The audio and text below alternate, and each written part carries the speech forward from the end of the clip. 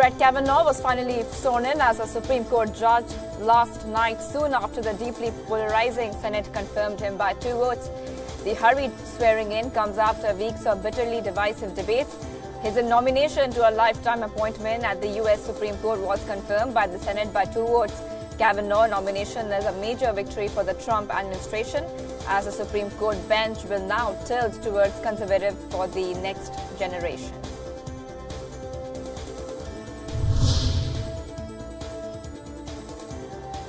U.S. Secretary of State Mike Pompeo has said that the U.S. would coordinate closely with Japan during denuclearization talks with North Korea and has promised to raise the issue of the abductions of Japanese citizens in his upcoming meetings in Pyongyang.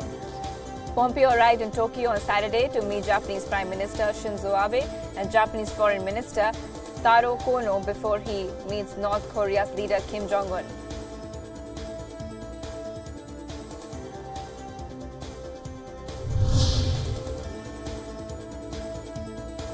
Last-minute preparations were underway across Brazil as the vast South American country's electoral officials distributed electronic voting machines to poll sites the day before a presidential election. In the country's largest city, Sao Paulo, workers loaded voting machines into vehicles to transport them from government offices to local polling sites.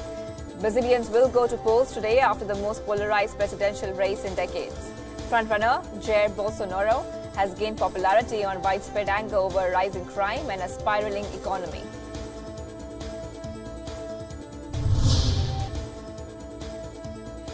Pakistani opposition leader Shehbaz Sharif gets a 10-day jail sentence ahead of crucial by-elections next week.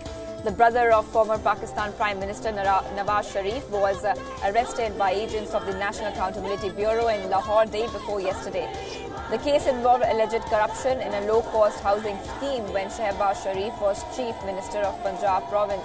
His jail sentence comes weeks after his brother and niece Maryam Nawaz were released from Pakistan's Adiala jail.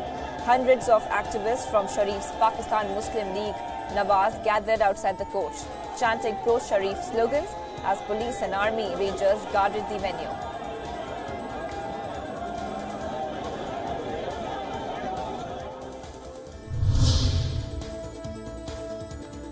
A car bomb killed at least 4 people, including 2 children, and the northern Syrian city of Azaz. 26 other people were also killed in the city, which is controlled by Turkey-backed Syrian group rebels. Now, firefighters rushed to the spot, said that the explosion occurred near a tanker filled with fuel, which caused a deadly fire. This is not the first time such an attack has been taking place. A similar explosion had rocked the town in September this year. Northern Syria has been fraught with clashes between rival insurgent groups, including Al-Qaeda-linked militants and Turkey-backed rebels.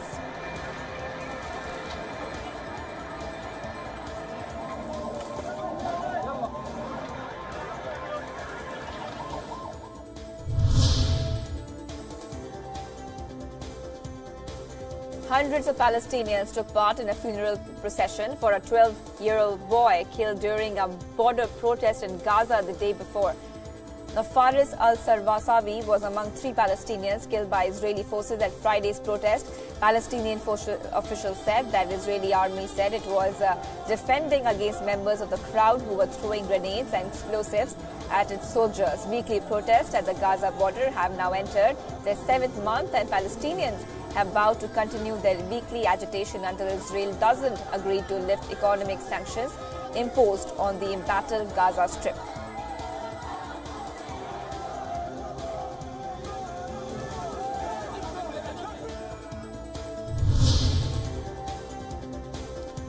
Residents of a rural village south of Bucharest and Romania have begun 2 days of voting on whether to constitutionally define marriage as the union between a man and a woman. The vote will decisively alter the Romanian constitution within a complete ban on same-sex marriage. The vote has cleaved deep divides in the country, and rights activists say it has stirred hate speech against LGBT people.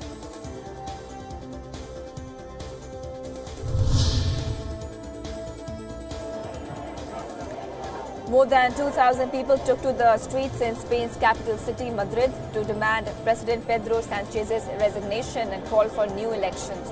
Socialist Pedro Sanchez was catapulted to power in June, taking over as Prime Minister from veteran conservative Mariano Rajoy, who lost a no-confidence vote in the wake of a corruption scandal. The protesters on Saturday did not belong to any group. They had grievances ranging from disagreements with inheritance tax law to the government's policy in Catalonia.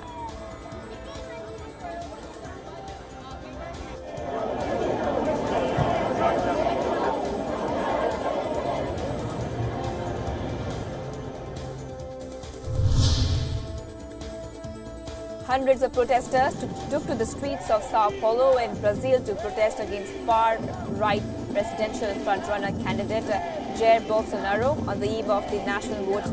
Angered by Bolsonaro's perceived belittling of rape and the calling of the gender pay gap justified, protesters used the hashtag #NotHim to bolster support against the former army captain, a former army officer who has voiced admiration for Brazil's military dictatorship. Bolsonaro nearly died from a stab wound last month but has since been discharged from the hospital.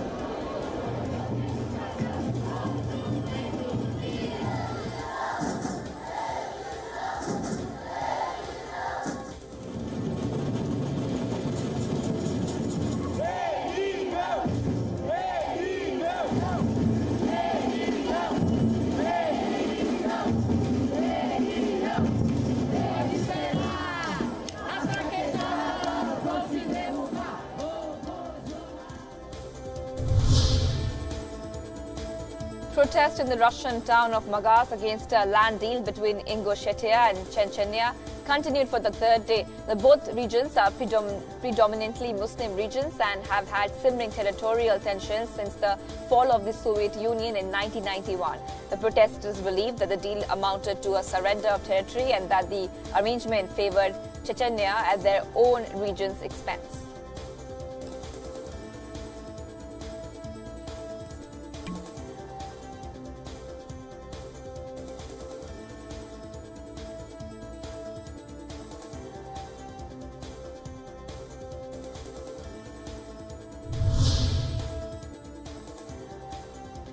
Hundreds gathered in the French capital to show support for the Mediterranean rescue ship AQUARIUS, which is under threat of having its registration revoked.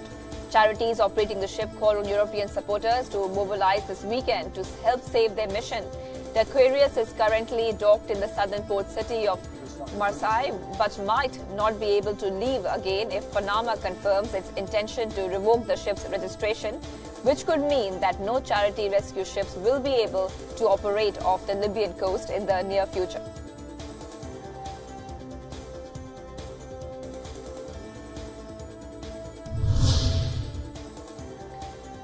Dozens of people marched silently in Dublin, carrying plain white shoe boxes to represent the coffins of hundreds of babies buried in an unmarked grave at the site of a former church-run home for unwed mothers in the Irish town of Tuam.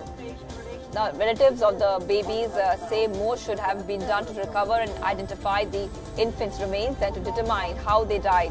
The discovery of the unmarked graves horrified Ireland and highlighted the anguish over how women and children were once treated at state-backed Catholic institutions.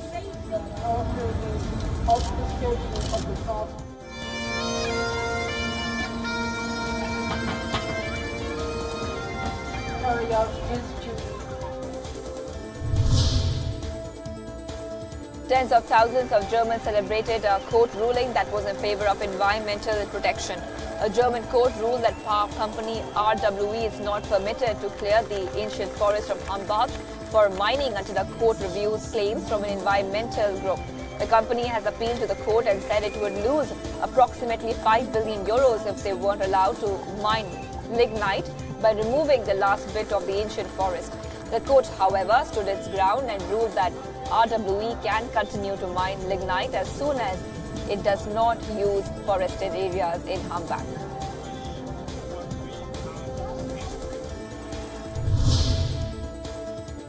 Hundreds of animal activists gathered in Paris's Place de Republic Square to protest against the use of fur and hide and called on consumers and fashion designers to support fur-free clothing.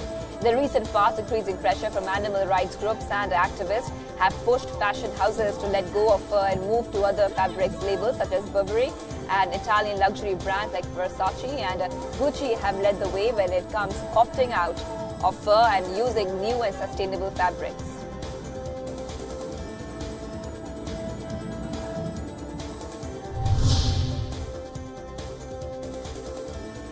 Zimbabwe begins its vaccination drive for over 1.4 million people in an effort to combat the country's worst cholera outbreak in a decade. With over 10,000 people infected this year, the country's health officials are scrambling to contain the epidemic.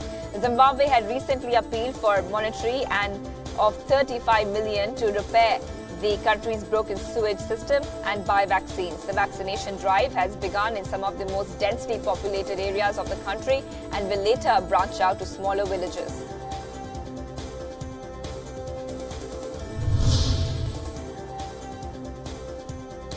Veteran Indian actor Nana Patekar has denied charges of sexual harassment levied against him. Actresses and former Miss India Tanushri Datta said in press interviews this month that 67-year-old Nana Patekar had harassed her on the sets of the film Horn OK Please. Datta had made the same allegations in 2008 and Patekar had denied the charges even then. Datta's allegations come at a time when the METOO movement is gaining resonance across the world, with victims bravely taking to social media and other forms to narrate their stories.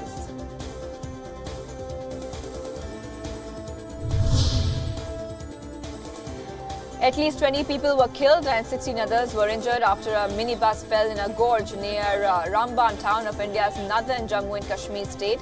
The incident took place on Saturday morning when the minibus that was headed to Ramban lost control and fell into a deep gorge. Locals, policemen and Indian Army personnel were seen making their way down to the gorge to rescue the passengers. A number of ambulances were also rushed to the spot.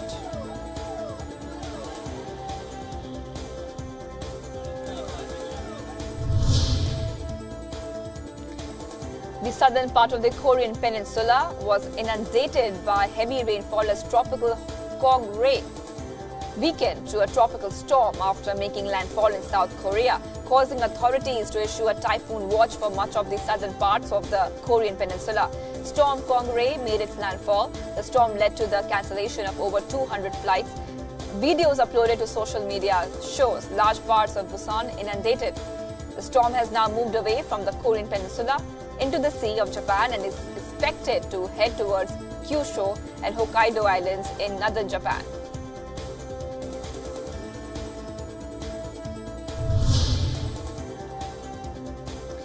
Rescue workers pulled out more bodies from muddy debris on Indonesia's Sulawesi Island a week after a major earthquake struck the region.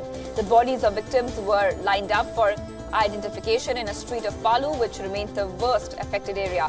President Joko Widodo has said that all of the victims of the 7.5 magnitude earthquake and tsunami must be found, but the search for bodies is likely to be long and difficult. The official death toll from the quake and the tsunami it triggered has risen to 1,639 and is likely to increase in the days to come.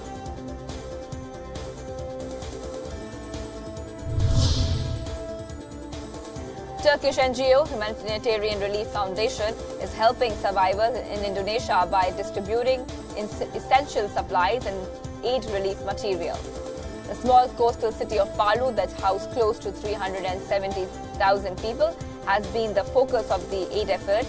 The 7.5 magnitude earthquake and tsunami on the west coast of Sulawesi Island has led to thousands of homes being damaged, and residents have been forced to live in relief shelters since the past week.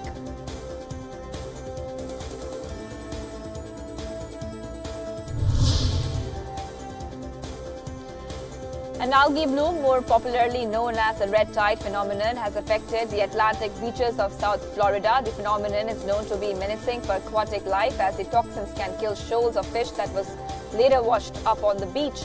It also exudes toxins that irritate swimmers' skin and get carried ashore by winds, causing people to cough and wheeze.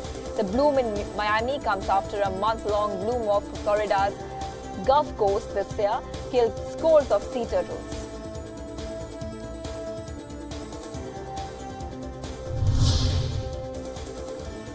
US First Lady Melania Trump wrapped up her first solo Africa tour yesterday in Egypt. She was greeted by Egyptian President Abdel Fattah al-Sisi and his wife after she flew in from Kenya. Now, Trump visited the pyramids and the Great Sphinx in Egypt before leaving.